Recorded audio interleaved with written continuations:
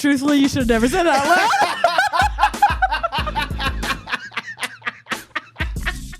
Because this is going to be the third time I've lived with someone that I've dated.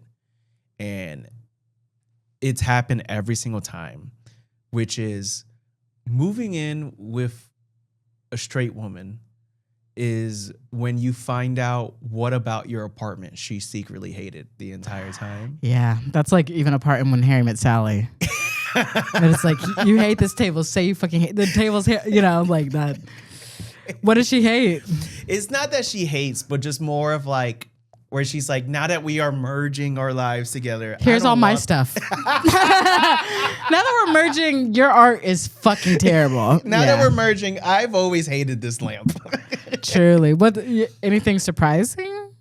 No, it's not that anything surprising. It's just more of like, it feels like no matter how much I've improved my apartment, it's like no matter who I date, they're always going to be like, they're never going to see my apartment as like, oh, I would want to be here.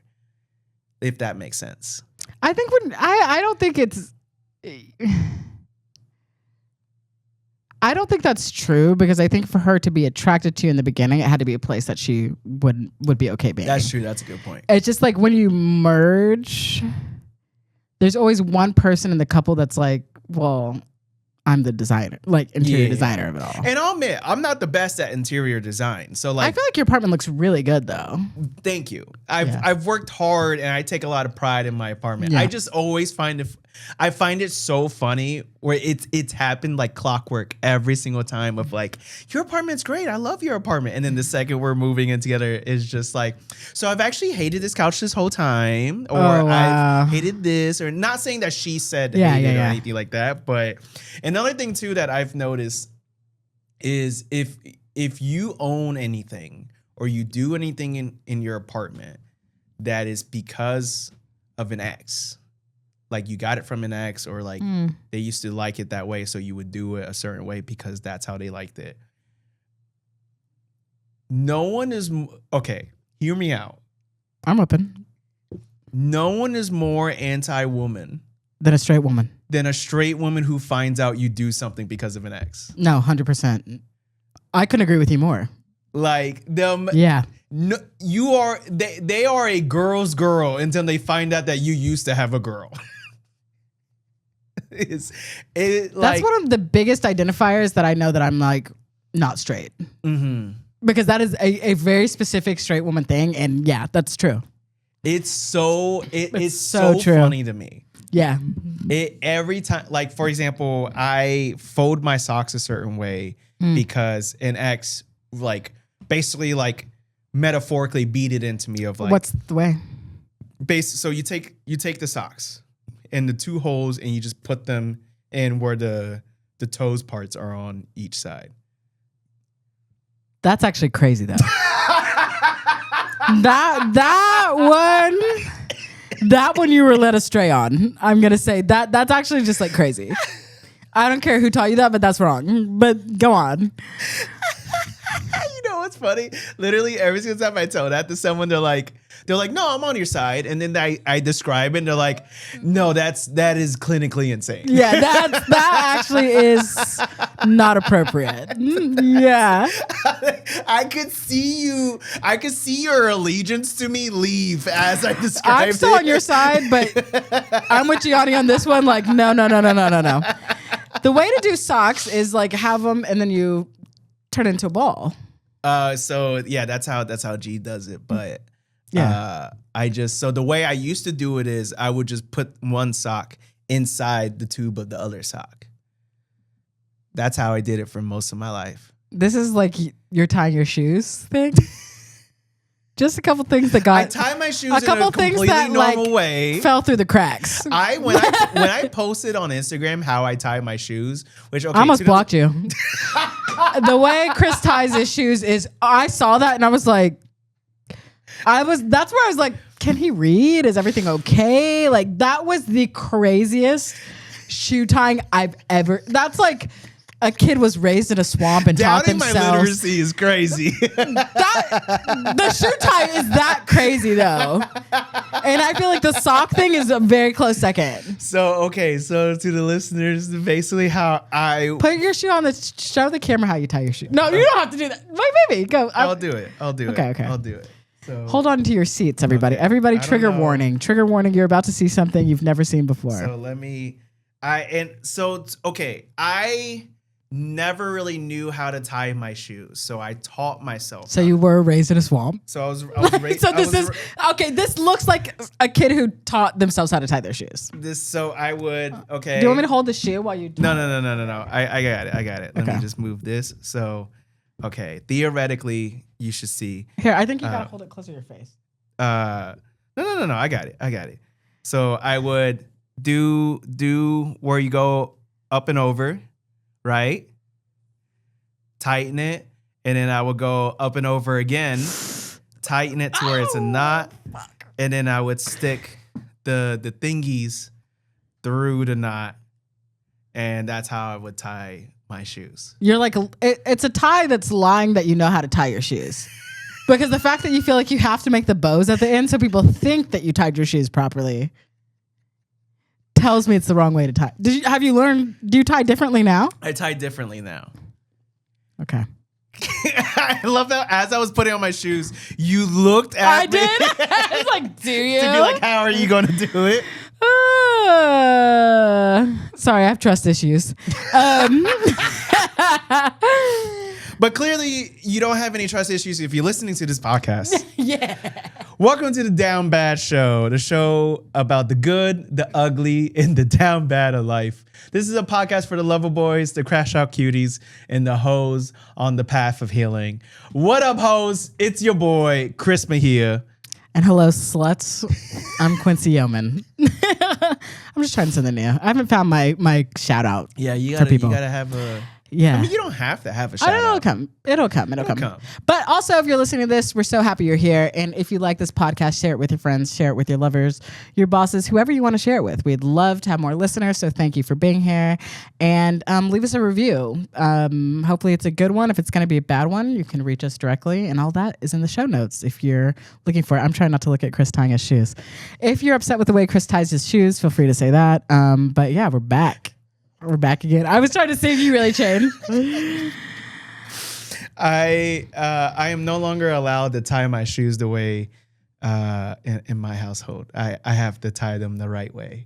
And I understand because I received a lot of blowback online about how You did. That was probably one of the highest engagement days I've ever had from an Instagram story. I think I rewatched. Shit, I'm one of the ones who rewatched. Truly could not believe it. It was more. I truly mortified people with how I tied my shoes.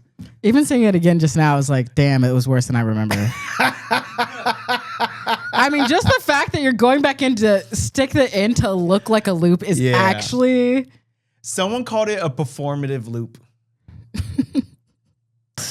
I was right off with like you teaching yourself how to tie your shoes. I didn't realize you taught yourself until you're like, yeah, I taught myself. Then I was like, that's what it looked like. And yeah, that's it's like I taught myself how to tie my shoes. Yeah, that tracks. Based off of what I've seen. I tie my shoes like as if an alien who's posing as a human truly would tie their shoes. But how often were your laces getting stuck in knots from that? Because the double knots, when you did that second knot, I was like, oh, that's going to be hard to get out. Should something happen. So, truthfully, if the shoe did not have the little plastic tips, I couldn't tie my shoes.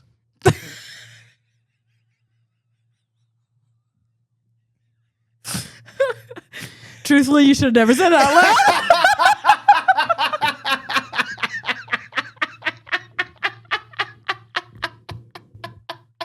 That's so fucking Y'all funny. ever reveal something about yourself and the world just becomes an even lonelier place? Yeah, actually. Yeah, I've been there. That's so funny. So what did y'all settle? Have you settled on what things for the apartment? So for the most part, like I joke, like the furniture that I'm not gonna keep is actually furniture that I like I have no attachment to. Okay. I'm not giving up a single thing that I have a personal attachment to. Is she trying to get new stuff though? She would like, so the stuff, we technically have everything that we need. There's maybe I just know where this is going. There's like for example, a dining room table. Yeah. So like my dining table, she doesn't want to keep. Okay. But I'm kind of tired of that table. I also don't think it would fit in the space because we're keeping her table. Okay. But that's because that's like her baking table. So it makes a lot of sense to keep that table.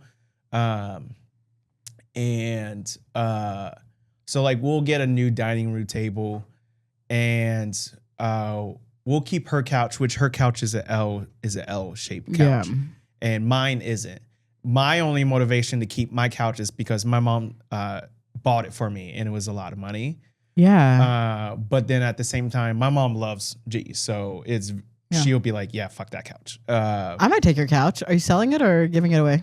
Oh, if you want it, yeah. Okay, if it'll fit through my door, because I need a bigger couch. I would suggest like hiring people to help move it. Because I wasn't gonna move it. I was never gonna move it. I'm just saying I don't know if it'll fit through my door. Oh, I see what you're saying. Yeah. Yeah. No. It's a heavy as fuck couch. I know, it looks comfortable. My couch is too short. Because it's a futon. Oh. Yeah. So it's a I'll come get the measurements.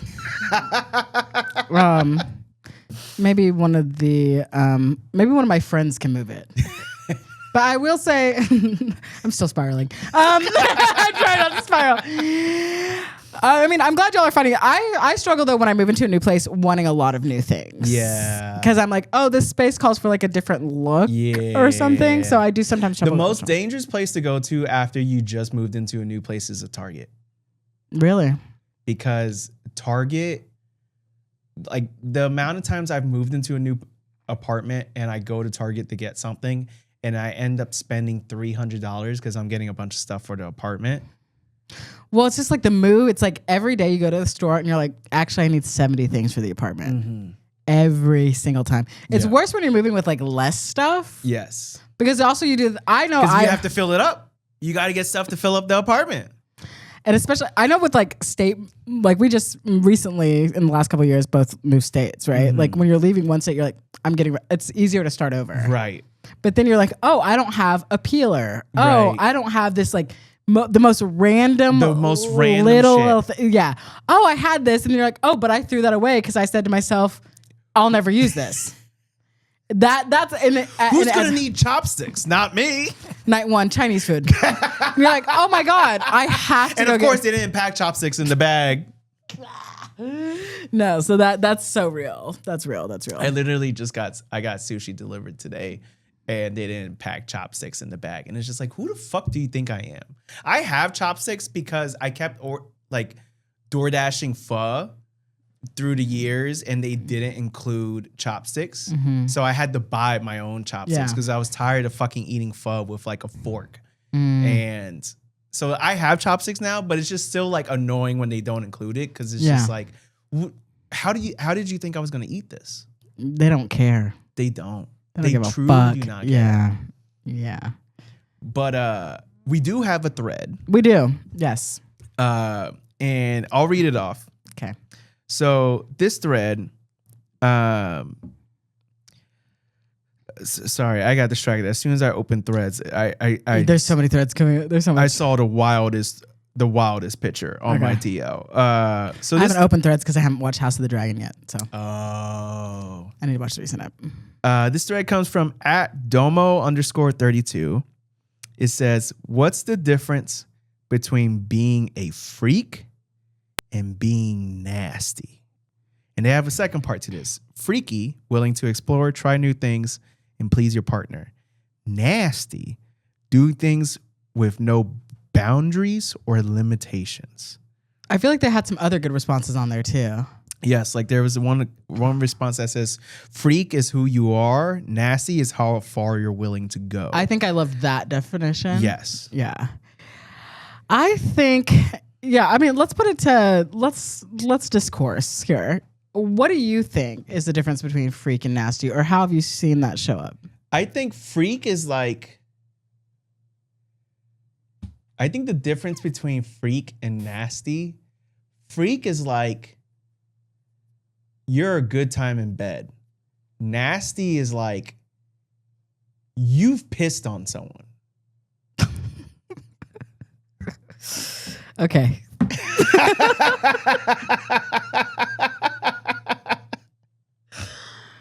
I feel like that was so targeted. I think freak is you're a good time in bed, and nasty is like I've never done this before. Yes. I will say I think freak is like you'll go down on someone, you'll go down on their front after a long day and they haven't showered. Nasty is you'll eat their ass and they haven't showered. I don't think. Okay, so I also think this. I don't think it's so much the difference of what you'll do, like activity wise in bed. But I think it's the attitude behind it. Yeah. Because I think, okay, you can be a freak and do several things or whatever. Know your repertoire, what's in the box, etc. Right. But I think nasty is like, this is like such a crazy TMI story, but I'm going to tell it. I remember fucking someone who I particularly feel like was incredibly nasty. Mm-hmm. Okay. And I knew that he was nasty because we're fucking or whatever. Queefs happen. Right. But he was like into that shit. That's nasty. That's nasty. That's like, you know what I mean? It's like they want to bring out responses to you that are so primal and like human. Yeah. That it's like we did something here that like you're never gonna want to share again. Yeah. But it's like I think it is the how far you'll go. Yeah. And also the intensity behind it. Because it's like I think people can be freaks, but like nasty people be like, I want to see you while this is happening. Yes. And that's like just a different level. Yeah. Of like, I also found that I think many nasty people are fucking crazy. Yes. Yeah. There's a psychology. You're kind of a little unhinged. To truly be nasty is you have to be unhinged. Yeah. I agree. Because there's a difference between, and I think a lot of people, what they would think is nasty actually falls into freak category. I agree. Because I think people think, oh, nasty is like, because I'm very enthusiastic about sex, when it's just like, no, freaks are enthusiastic. Nasty is like, you're willing to do shit that's like, that will make people go pause. You're reckless. Yes. And as a nasty person, I've been fucking reckless. There's times where I've had sex and I'm like, it's like the hindsight. I think nasty people, those of us, I both am a freak and nasty, but I think nasty, you really like lose yourself. Yes. Like, I think that's where like, you're like, oh, and you're like maybe out of the situation. You're like, I probably shouldn't have had sex in that museum. You know what I mean? Like, that's where you're like, oops, but that was crazy though. You know what I mean? Like that, I think that's like the difference. There's a recklessness. Like, oh, whatever it is. Perfect analogy. So perfect analogy. A freak, when like we're going to use food as an analogy. Yeah, I know you love using food and sex references. Yes. A freak is like someone who's like, I like Taco Bell. Nasty is someone who's like, I reheat Taco Bell.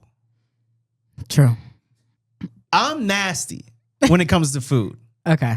I'm not. I have reheated a lot of fast food that has that God turns. There's a reason why Jesus hasn't come back, and it's Chris Mejia, and it's because of me. It's because of what I've done with Taco Bell the day after. So do you not identify as nasty in bed?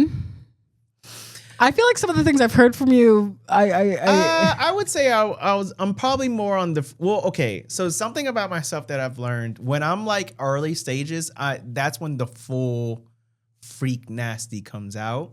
But then once I'm like comfortable, I get a little more reserved. Wow. So like, okay. I think I do a lot of dress to impress. And then, because that's a lot of effort. It's a lot of effort to be a top. Okay. And then it's not that hetero people can't use top and bottom, but fine. I'll let them. I was gonna let it slide, but I was like, I can't. It's a lot of effort, but like you're saying, like you literally put on like a. I can see it in your eyes. Yeah. You're putting on a nasty mask for people. No, it's not a mask. It's more of it's just something I've learned about myself. Of just when I'm like, I like my like sex drive just goes down, but it has nothing to do with the person. It has all to do with like I find it more intimate, the non-sexual things that we do than the sexual things. Well, I think that nastiness also isn't about drive, though. Oh, I see what you're saying. Right? Like nastiness is like, yeah, I don't think it's just I wouldn't say I'm nasty because I'm scared to eat ass. Oh, okay. Because the one time I ate ass, I got strep throat afterwards. So I'm a little paranoid to eat ass again. Okay. Because I wasn't I didn't find the taste nasty. I thought it was whatever. Yeah. Like it was just like, oh, this just tastes like a hole. But then it wasn't strep throat, but like my throat was fucked for like a week. Okay. So because of that, that's that. Yeah. And I feel like if you're nasty, you'll eat the ass no matter what. See, but it's like, it's not about I think like you can still have different preferences and be nasty though. I see what you're saying. Like, you know what I mean? Yeah. Yeah. Cause it's like, I know nasty people who might not eat ass on the regular, but it's like, I guess to me being nasty is like, nothing is necessarily off the table. Like if the vibe is right with the person, like yeah. Also the same nasty guy who I was talking about earlier. When we were, I feel like he was nasty in the sense and also how far you want to take other people. Right. So we were doing it or whatever, and he spit in my face without warning. Oh, that's nasty. And like literally on impulse, I'd never done this before. I just like wound back and slapped him so fucking hard across the face, and he was into that shit. Oh yeah, that's nasty. That's nasty, right? That's nasty. Like I was like, it's also about like pushing the limit. Yeah. I think it's like, it's not even necessarily whatever act, but it's like he was also attuned enough to know like that would elicit a reaction. Yeah. That would be fucking crazy. Right. Yeah. I mean, we were doing crazy shit, but obviously that I was like, oh, I think he was one of those people where I was like, oh, I don't think I've ever met someone like this. Like, well, I have people who are more freaky. Yeah. Because I do think people come in, they're like, oh, I'm freaky, I've seen this on porn, or I'll do this and that. But it's like not real. It's like you're a freak, but you're not like bringing anything new. Yeah. Or inventiveness. Right. You know what I mean? Or like, yeah. You're trying to see something crazy. Yeah. You know what I mean? Yeah, because I'm trying to think myself, what's the nastiest thing I've done? I don't think I've done anything that's like nasty. Like the closest two things I can think of is one, eating ass. Okay. And then two, one time I was hooking up with a girl, she squirted, and the squirt follicles like landed on my mouth. Follicles.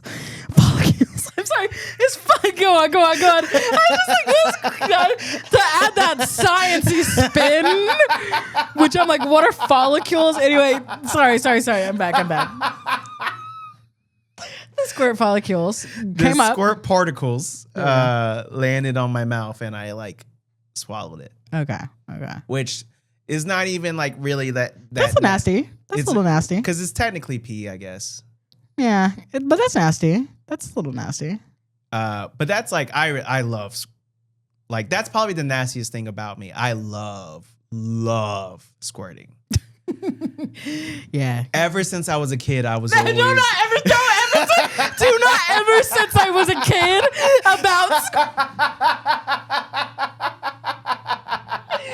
ever since I was a young boy. That's fucking crazy. That's one of the craziest things you've ever said. One thing I knew as a mere child, I was into the waterworks. That was the first time I ran through a sprinkler, I thought, what would this be like coming out of a vagina and into my mouth? And that's when I knew I was hooked. I know, like so as a kid funny. watching porn at too young of an age, the first time I watched a porn with squirting, like it was like a caveman discovering fire.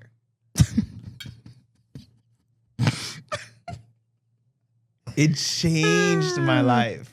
I made a joke about squirting on stage the other day that I really regretted instantly. What was the Well, I made a joke because I do have the thing is squirting is a skill. Mm-hmm. It's a skill. Not everyone has it. I do. But I will say not everybody has it. It also is a matter of like hydration, trust. There's a few other things going into it or whatever. But also once you learn that you can do it, I personally, I'm in the wrong industry. But yeah, I have a joke right now that's like, was he a twin flame or just good at fingering and I was well hydrated? Yeah. And I said that, it was like, ha ha ha. And then I was like, too many like dudes went like silent in the room. Mm-hmm. And I was like, I shouldn't have said that out loud. Mm-hmm. Yeah. It was like one of those moments where I was like, yeah, I don't have to. You made them feel like inadequate. No, I think people were just curious. It was like, I was like, oh, I put myself out there. I see what you're saying. Yeah. And that's the unfortunate being a not dude in comedy. If you make any sort of sexual joke, instantly dudes are going to be like, oh, they're dirty. They want to fuck. But it's crazy. Anyway, that we won't get into that aspect. But I do think that like, that's so funny. I think being into squirt, because not everybody's into that for sure. I think people are like, cowards. But yeah, I think that as a nasty person, I just am like, I'm always open to what the experience with another person might bring. Mm-hmm. And I'm open to seeing like where it takes you. Yeah. That's the whimsy. I also think someone has asked me to piss on them and I have. Mm-hmm. But that's just like old men. They're into that. I also think there's like an age thing too. I think that people sometimes get nastier with age because they've just done so much. Yeah. I feel like also when you hear about like celebrities being like super nasty, it's like, oh, they have exposure to like pretty much anything you want. So then their sexual proclivities become like that more outrageous. It's the difference between when you live in a small town and you think Olive Garden's the best Italian. And then you move to a city and you experience real Italian. It's like like when you are exposed to more things, your standards change. But you don't feel like when you're in a relationship, especially long term or committed, and being around each other so much, don't new things come up on the table the longer you're in a relationship? I feel like if you have a healthy relationship where you're actively trying to keep things fresh, it's in theory something that you should be doing of like having conversations of like, oh, should we try new stuff? Like what can we do to keep things fresh kind of thing? Or not even to keep things fresh, but just more so of like continuing that level of discovery despite knowing each other so well. Right. Exactly. Playing. Right.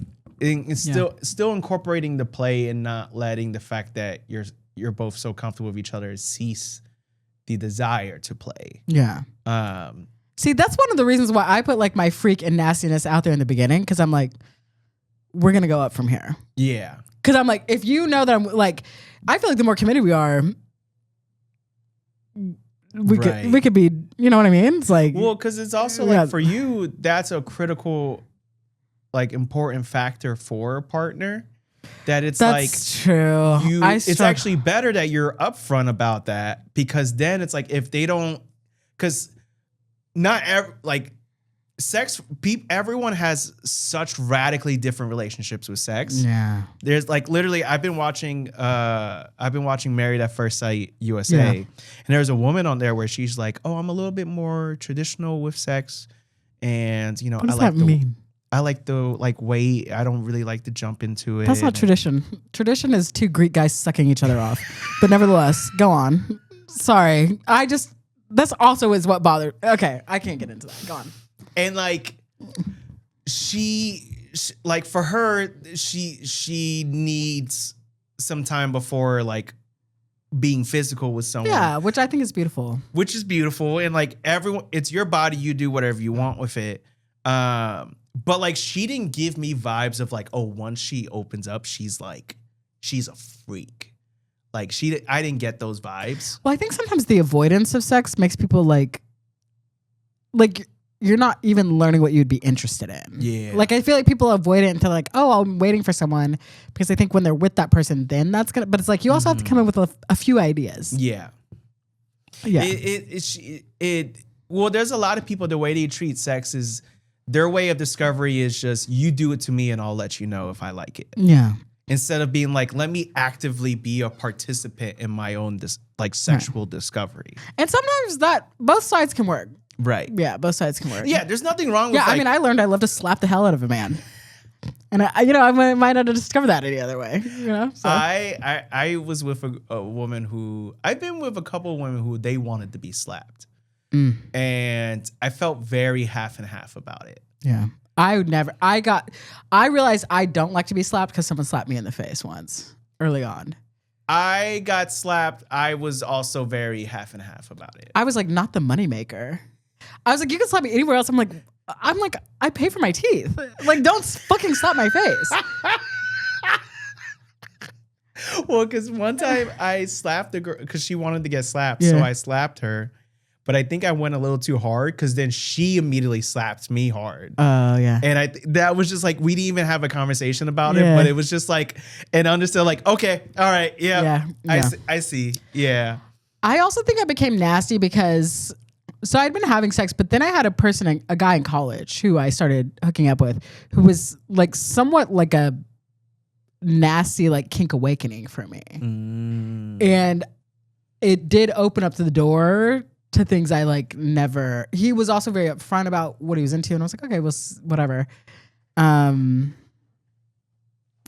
And that I lost myself in a memory for a second. But I will say, this is the problem with being celibate. I'm so celibate right now. It's fucking terrible.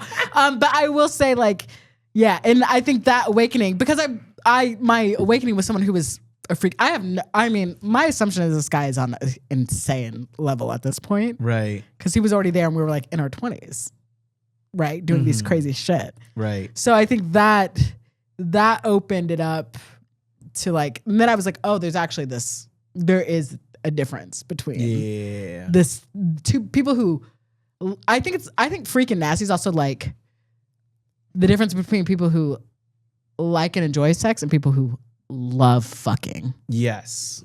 Like freak, I like and enjoy sex. Nasty is like, I love to fuck. Yes.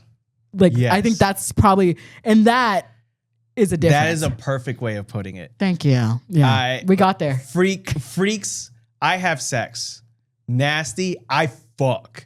Fuck, yeah. And there is a difference. Because I will say, every time I'm horny, I'm like, I want to fuck, and I don't think people realize like that's something different. That's not what I'm looking for is off menu. Nasty is you are rabid. Yeah. That's like, I'm looking for someone who's going to bring something that nobody on this plane can provide. You are feral. Yeah. Freak is, it's mating season. The nasty is, I'm in heat. Yeah. I am yelling.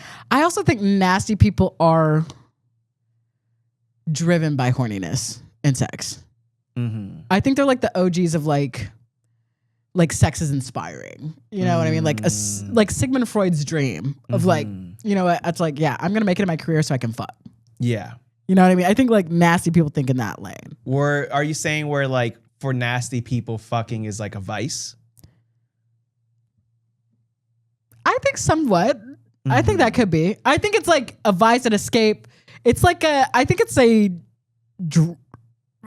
interacts differently. Mm-hmm. Maybe it's like, now I'm evaluating my own relationship with sex.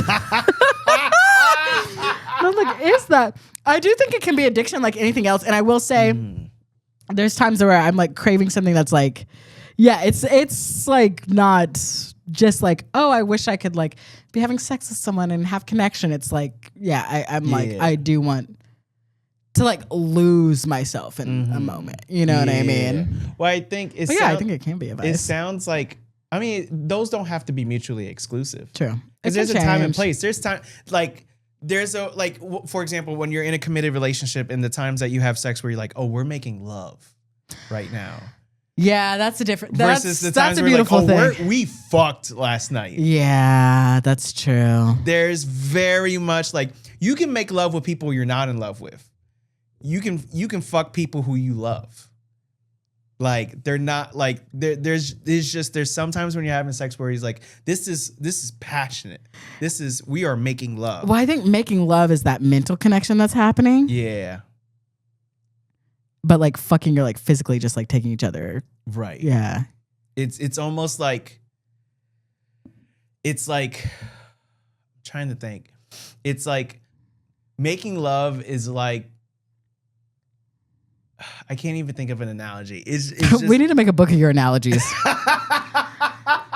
Chris's analogy book. I love you. You're always looking for an analogy, bro. You're always looking for an analogy. Okay, all right. This isn't about me. But I think like truly making love is like, it's like a different type of passion. Yeah. It's a passion that's rooted in a romantic feeling of the moment. Yeah. Of listening, experiencing each other. And yeah, fucking is like a passion that's experienced like you're feeling each other. Yeah. Or something. Exactly. Yeah. It's so overall, I think there's definitely a difference between freak and nasty. I think freak is much more approachable, and not everyone. I'm not saying like, oh, you fit. I would say there's another category of just like regular, like normal, because there's grande, like just your standard. There's tall, freak, nasty. Truly. Because not everyone, I think a lot of people think they're freaks and they're not freaks. Which is okay. You don't have to be a freak. You don't have to be nasty. I think a lot of people, they experience getting choked and they're like, I'm kinky. And it's just like, sure, sweetie. Like whatever makes you feel more adventurous than you are. I had a good friend who loved to have sex with women or whatever. And he's like, oh, but there's only like 5 positions. And I was like, that tells me so much about who you are. Right. But it's also like, you feel like you're free because you're going out and doing this often, but you're like, there's nothing, you're not, what is it? You're not, what is it called when people like bring innovation? You're not building on the form. You're not, you're not changing the game. Yeah. You're not, exactly. Yeah. You're telling airline food jokes, but with sex. Yeah. Like the sex version of that. Yeah. Where it's just like, it's been done before. And then like, it's a crowd pleaser. It works. It works. I think there are people who are like technically good at sex. Mm-hmm. And then there's people who are good at sex. Mm-hmm. And there's people who are like, you are sex. Straight up. I'm going to put those categories out there. Because that's different, right? Because it's like, you can be technically good at sex. Yeah. But I know I don't know. That's what I know. How should we put a bow on this? Shit. Stay freaky, stay nasty. If you're nasty, let yourself be nasty. Don't let people shame you into thinking that there's anything wrong with that. And you can go from different ones. You can be in a different phase. You don't always have to be nasty. You don't always have to be freak. Yeah, it's fluid. There's moments where you have it's a spectrum. Sometimes you get into a nasty flow state. Someone unlocks this nastiness that come out of you. It's like you go Super Saiyan almost, but just with nastiness.